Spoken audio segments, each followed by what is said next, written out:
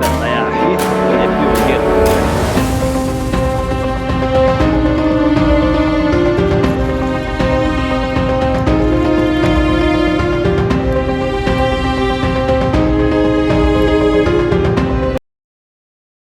Hey guys, thanks for joining into the channel today. Here I'm out here on the Halcyon Grey. I've got the deluxe touring seat on it, got the rack fitted to it too. So I think that looks pretty smart considering out here today. Sort of really pops to you when you looking at the bike, and it's sort of really like it's upgraded into a really nice looking Enfield, this one, for a 350cc. I think everything comes together really nice on it.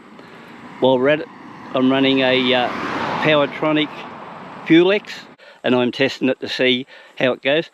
I only just fitted that FuelX this afternoon, so I've only just put on, say, 8 or 10 kilometres because it, you know, like a bit late in the afternoon now. As you can see by the cows here, they're having munch. Yeah, with the Pro system, you get a handlebar mount, like so.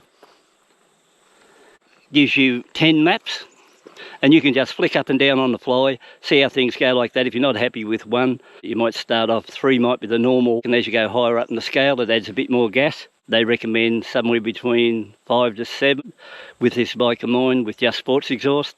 I've got no interest in putting a sports air cleaner on them because I think they're a waste of money.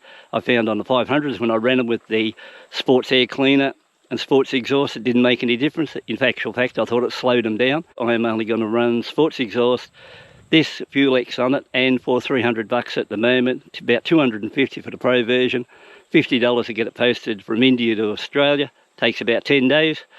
I'm pretty happy with it so far.